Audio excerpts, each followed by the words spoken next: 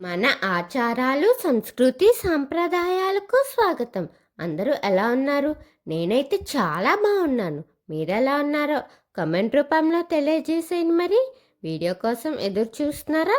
వీడియోలోకి వచ్చేద్దామా? ఒక్క ప్రశ్న. ఈ ప్రపంచం నశించబోతున్నప్పుడు అది కాపాడటానికి ఎవరు ముందుకు వచ్చారు? తెలుసుకుందామా మరి? అమృతం కోసం చేసిన ప్రయత్నం కానీ ముందుగా బయటకు వచ్చినది మరణమే. అదే హాలాహల విషం. ఒకప్పుడు దేవతలు, అసురులు అమృతం కోసం క్షీరసాగరాన్ని మదించారు. మందర పర్వతం గిరగిరా తిరుగుతుంది. వాసుకీనాగుడు తాడుగా మారాడట. అందరూ ఆనందంగా ఉన్నారు. అమృతం దొరుకుతుందని ఆశ.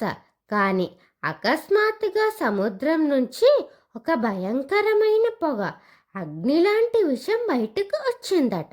అదే హలాహల విషం. ఆ విషం గాలిలో కలిసింది, నీళ్ళల్లో పడింది. చెట్లు ఎండిపోయి జంతువులు విలవిల్లాడిపోయాయట. మనుషులు ప్రాణభయంతో పరుగులు తీశారు. 3 లోకాలు నాశనమయ్యే పరిస్థితి. దేవతలకే శక్తి సరిపోలేదట. అసురులకు నియంత్రణ లేదు. అప్పుడే అందరి చూపు ఒక్క దిశగా తిరిగింది శివుడి మీదకి. అందరూ కలిసి కైలాసానికి పరుగులు తీశారు.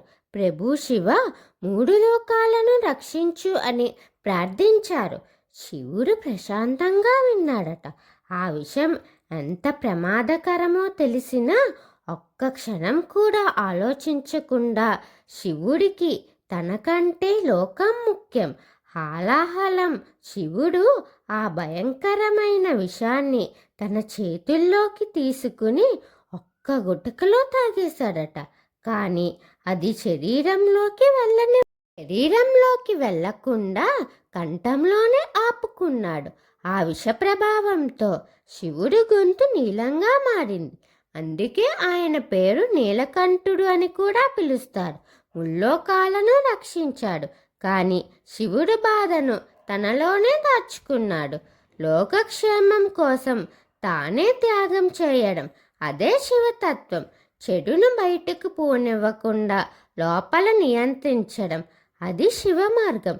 శివుడు దేవుడు మాత్రమే కాదు, త్యాగానికి, సహనానికి, కరుణకి కూడా రూపం. శివుడు చేసిన హాలాహల త్యాగం కోసం తెలుసుకున్నాం కదా. తర్వాత వీడియో కోసం ఎదురు చూస్తూ ఉండండి.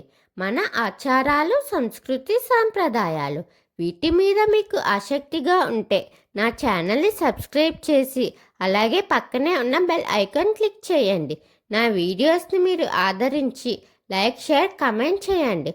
ఓం శ్రీ మాత్రే నమః.